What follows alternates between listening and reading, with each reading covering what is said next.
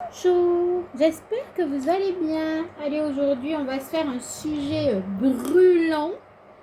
Donald Trump a appelé le président de la FIFA pour lui demander de lever la suspension de l'attaquant, pour lever le carton rouge de suspension de l'attaquant américain Folarin Balogun le 1er juillet et quelques jours plus tard, la FIFA a annulé le carton rouge du joueur. Il a négocié, donc Trump a négocié, bien sûr, a négocié tout ça, mais il y a quelqu'un de chez lui qui travaille pour la FIFA, c'est Infantino, qui travaille pour Trump et s'occupe de la FIFA. Donc, lors de la Coupe du Monde États-Unis-Belgique, le joueur pourra jouer. Bon, allez, on va aller regarder un petit peu tout ça aujourd'hui. Pensez à vous abonner, à liker, à commenter, bien sûr. Ça fait toujours plaisir, c'est gratuit. Et puis voilà. Allez, go, on va aller voir un peu cet accord Donald Trump, FIFA, ce qui s'est un petit peu passé là. Comment ça se fait qu'il est là-dedans, lui? Des choix, différents chemins.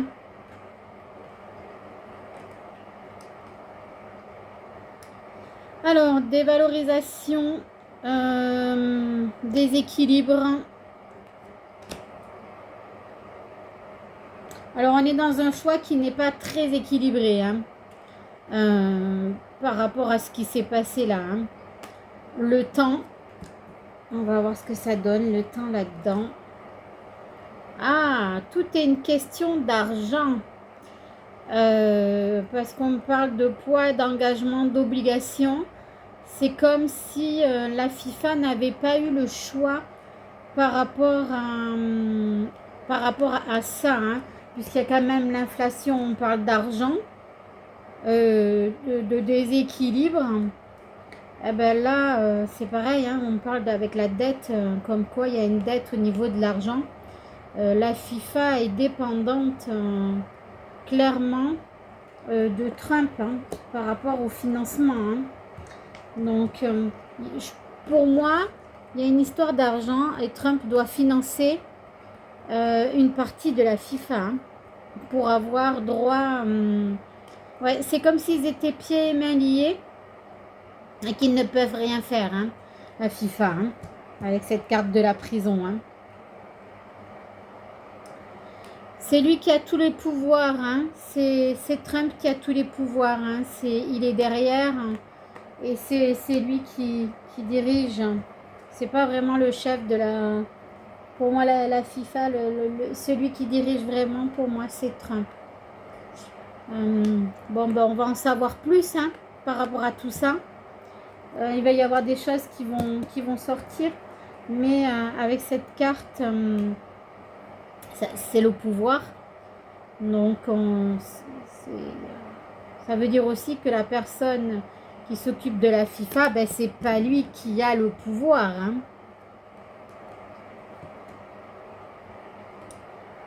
Ça va créer, alors là, une explosion, mais pour moi, il n'y aura pas une explosion, mais ça risque de causer la perte de la FIFA, cette histoire, au niveau de cet accord. Alors là, il y a l'Israël, je ne sais pas ce qu'il vient faire l'Israël, mais c'est plus par rapport au conflit, parce que c'est les conflits qui se passent. Donc ça va créer encore plus de conflits, cette histoire.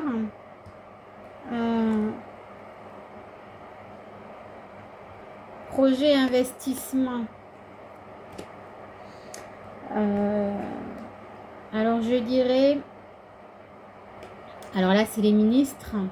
Pour moi c'est pas les ministres, mais il y a des choses qui se passent, des accords qui sont passés, pour moi, qui sont passés et qui sont cachés avec cette carte.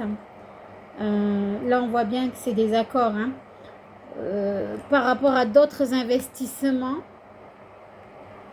Donc il y a quand même beaucoup d'argent qui est lié par rapport à tout ça. On en revient toujours à la même chose, aux accords, à l'argent. C'est pas anodin. Est-ce qu'il va y avoir la paix qui va revenir par rapport à tout ça? Des mouvements, des déplacements. Et la défaite. Alors, pour moi, il y a la défaite. Par rapport à tout ça, ah ben, ça va pas être terrible, hein, parce qu'il y a la défaite quand même qui est dessus par rapport à ces accords. Donc, il faudrait qu'on regarde par rapport à la Belgique qui va se rebeller, hein, bien sûr. Elle va pas se laisser faire, la Belgique. Hein. On va aller regarder un petit peu la Belgique. Allez, on va aller voir ça. La Belgique, ce qu'elle va nous faire par rapport à ce qui s'est passé au niveau de la FIFA. Eh ben, elle va demander la justice.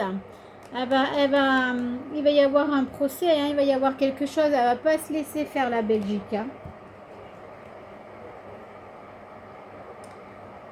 Elle veut que tout soit revenu à la normale. Hein. La feuille de paye, elle veut qu'il paye pour ce qu'il y a eu. Hein.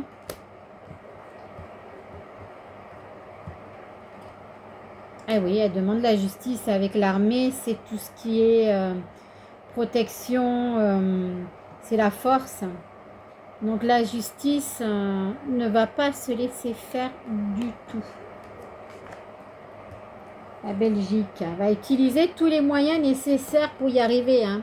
La justice, la force et l'argent. Elle ne va pas se laisser faire. Alors ça, c'est une bonne carte. La force.